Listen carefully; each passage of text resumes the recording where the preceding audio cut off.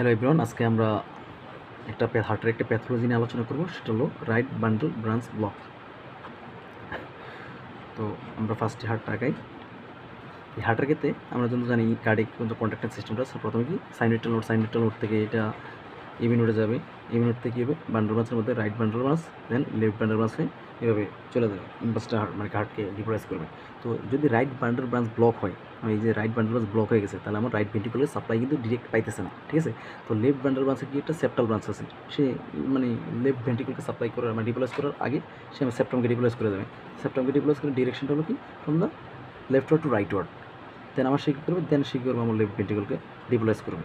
তারপর right ventricle, যেহেতু right bundle branch block, right ventricle সরাসরি সাপ্লাই পাচ্ছে না, সেক্ষেত্রে লেফট যে ভেন্ট্রিকল সেটা ডিপ্লেস হওয়ার পর সেই ইম্পালসটা কার্ডিয়াক মায়োসাইটের মাধ্যমে সে আমার রাইট ভেন্ট্রিকলকে ডিপ্লেস করবে। তো এক্ষেত্রে দুইটা ঘটনা ঘটে। আমরা জানি V1টা এই সাইডে থাকে আর V6টা এই সাইডে থাকে। তো V1-এ কী ধরনের চেঞ্জ আছে বেশিতে, V1-এ দেখা যাচ্ছে যে V1 ফার্স্টে দেখবে কি সেপ্টামকে ডিপ্লেস করতেছে কি লেফট বান্ডল ব্রাঞ্চ। তো সেপ্টামের ডিপ্লেসের ডিরেকশনটা কি, from left to right word, যেটা V1-এর দিকে আসতেছে। তো সে দেখতেছে তার দিকে একটা পজিটিভ ইম্পালস আসতেছে, সেক্ষেত্রে একটা পজিটিভ ডিফ্লেকশন দেখা যাবে। কারণ যেহেতু সেপ্টাম ছোটো, সেখানে ছোটো একটা পজিটিভ ডিফ্লেকশন দেখা যাবে। হ্যাঁ, এই ছোটো একটা পজিটিভ ডিফ্লেকশন। দেন কী হচ্ছে, left ventricle, left bundle branch কী হচ্ছে, লেফট ভেন্ট্রিকলকে ডিপ্লেস করতেছে। তো লেফট ভেন্ট্রিকল যেহেতু ডিপ্লেস করতেছে, লেফট ভেন্ট্রিকল মাস একটু বেশি, যার কারণে একটা বড় একটা ইম্পালস দেখা যাবে। আর V1 কি দেখবে, V1 দেখবে যে মোটামুটি তার থেকে দূরে সরে যেতেছে ইম্পালসটা, সেজন্য একটা নেগেটিভ ইম্পালস। V1 একটা নেগেটিভ ইম্পালস, একটা মোটামুটি বড় একটা নেগেটিভ ইম্পালস দেখা যাবে। Negative impulse.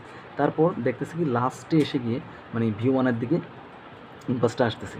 তো V1-এর দিকে একটা ইম্পালস আসতেছে, একটা নর্মাল একটা পজিটিভ ইম্পালস দেখা যাবে।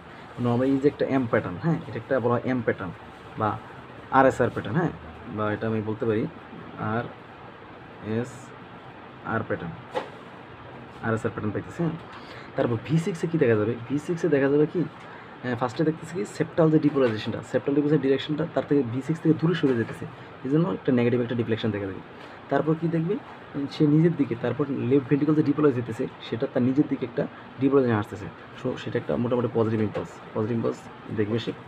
তারপর দেখবে তারপর দেখবে এই যে V1 মানে রাইট ভেন্ট্রিকলকে যে ডিপোলাইজ করতেছে, তারপর লাস্ট স্টেজে গিয়ে রাইট ভেন্ট্রিকলে যে ডিপোলাইজ করতেছে, সেই ইম্পালসটা V6 থেকে দূরে সরে যেতেছে, মানে একটা নেগেটিভ ইম্পালস দেখা যাবে। এই নেগেটিভ ছোটো একটা নেগেটিভ ইম্পালস, তার এটাকে একটা W প্যাটার্ন, হ্যাঁ, বা এটা আমরা বলতে QRS প্যাটার্ন, আর এটা হলো কি RSR প্যাটার্ন।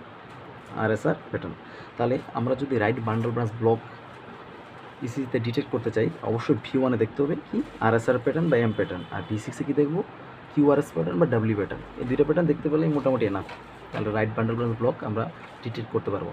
আর এই যে আমার ফার্স্টে রাইট বান্ডল ব্রাঞ্চ ব্লকের ক্ষেত্রে ফার্স্টে সেপ্টামকে ডিপোলাইজ, দেন আমার লেফট ভেন্ট্রিকলকে ডিপোলাইজ, দেন কিছুক্ষণ পরে সবার শেষে গিয়ে রাইট ভেন্ট্রিকলকে ডিপোলাইজ করা হইতেছে। এই যে টাইম লাগতেছে, সেজন্য কী হবে, মাঝখানে যে গ্যাপটা টাইমটা একটু বেশি লাগবে। নর্মালি 3টা লার্জ স্কোয়ার, 3টা স্মল স্কোয়ার থাকে, তো এক্ষেত্রে 3টে স্মল স্কোয়ারের বেশি হবে।